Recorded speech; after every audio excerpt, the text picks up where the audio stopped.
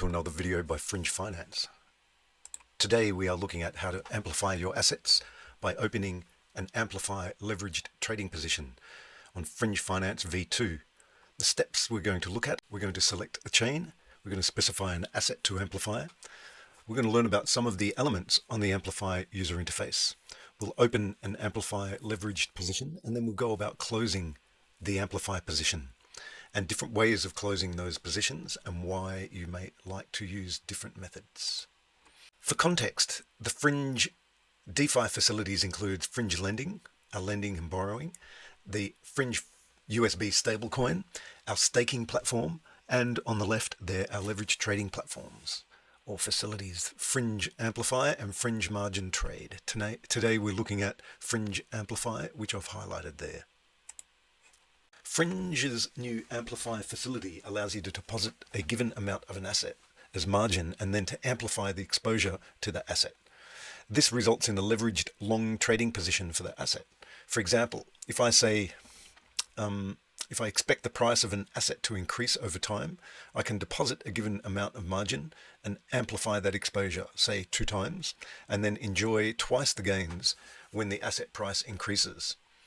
The mechanism Fringe uses for Amplify is a spot leverage trading mechanism whereby Fringe borrows assets on your behalf against your collateral margin to allow you to gain that greater exposure. Okay, the first thing we'll do here is we will select a chain. Here I'm going to select the Ethereum chain, and I'm working on a testnet here. So we'll see tokens that don't necessarily exist on Ethereum mainnet, but it's plenty to allow us to demonstrate this today. Okay, so I've selected my chain and I can see we've swapped over to Ethereum girly testnet in this case. Our next step here is to specify an asset to amplify. Here on the Amplify UI, I have a asset selector where I can select any of the listed assets to amplify. In this case here, I'm going to select this token, Project 3 token, and we can see straight away that there's some information that is worthwhile understanding on the Amplify UI. For example, the price of this token is currently $237. I have some of this token already deposited on the platform as collateral, and my wallet contains a balance of quite a number of these tokens, and I can use up to that amount as margin for my leveraged Amplify trade position. I have facilities here to add more collateral or to withdraw some of the collateral.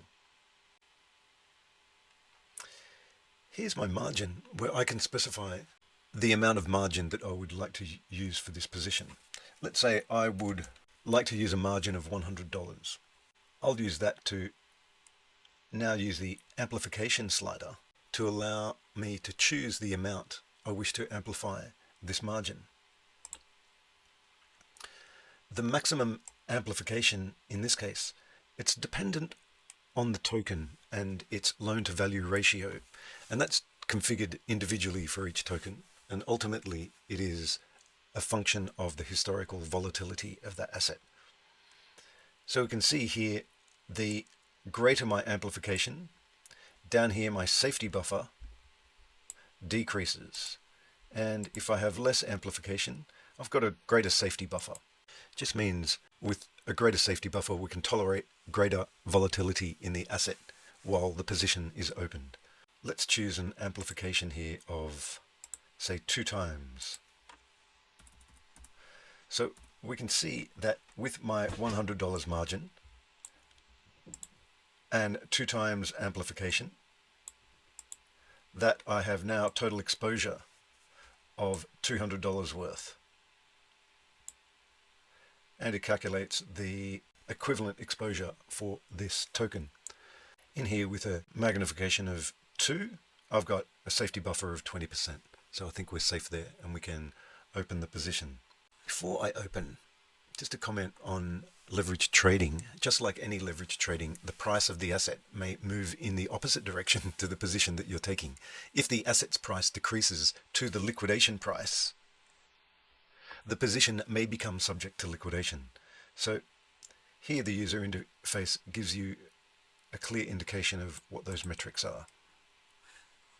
Fringe allows you to manage the position to avoid liquidation by waiting for the asset to increase in price, adding more collateral, or closing the position before it becomes liquidatable. Okay, let's open the position.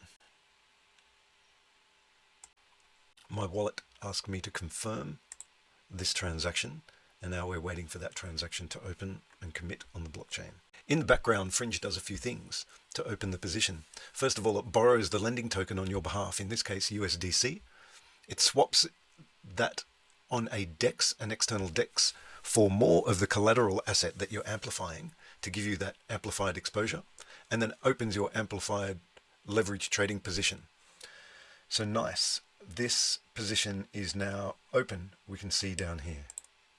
Let's have a look at what the open position shows us. We can see here the asset that we're amplifying, what the current price is versus the liquidation price, and also the safety buffer. So all of these give me an indication as to what the state of that position is, so that I can take action if I want. It shows me what my full exposure is, and in this case it's $208. I know we specified 200, but this test net environment shows a discrepancy there due to the external DEX that we're using having low liquidity, so that had a price impact there. Wouldn't necessarily always work that way, and we'll talk a little bit more about external DEXs and ways you can best manage low liquidity DEXs. Here it shows what your equity is, which in our case was the original assets that we put up for margin here. And again, the discrepancy is just because of my test net environment and the external DEX with price impact. And other functions I have here is I can deposit further collateral and withdraw collateral and close the positions. Depositing collateral I might like to do if I want to make the position safer and at less risk of being subject to liquidation. And also withdraw allows me to access my equity in that position. If the position is moving to my advantage, I can withdraw some of the equity in that position and go use it elsewhere in the DeFi ecosystem. Okay, now let's show how we can close a position using our collateral and different ways to close a position. Okay, let's have a look here, and we'll close this position. And it shows us two different ways of closing the position. The first way is repay using collateral. And this is the usual way that you might normally close an Amplify position. If there is sufficient liquidity on an external DEX market to swap the collateral tokens to repay the loan for this leverage position, you are presented with the option of repaying using collateral. There won't always necessarily be a suitable external liquid market that you want to use with your price impact tolerance. The price impact is shown on the screen, and we'll talk about that shortly. Repay allows us to repay or close out the position in a different manner. And this is when there is not sufficient liquidity on an external DEX. You can simply repay the loan to exit the position. In this case, you will need the position's borrowed capital asset in your wallet to repay the loan, USDC in this case. Repay will repay the loan, and you will be left with the remaining collateral to do with as you wish. So this collateral will still be left deposited for you on the platform. Now, you can partially close a position using either of these approaches, but let's repay using collateral to close out the entire position. So I'll do that by pressing max, and there's our loan position, and repay using collateral. I'm now submitting this transaction, confirming it on my wallet. And now what is occurring is the opposite to opening the Amplify position, where an external DEX is being used to swap some of the collateral assets for the capital asset that was borrowed to open this position. And we can see here that it's closed, now closed the position. So that is a very short introduction to the Fringe Amplify facility. And just in summary, we selected a chain, we specified an asset to amplify, we learnt about various elements on the Amplify UI, we opened a an amplify position, and then we closed that position and talked about various other ways positions can be closed.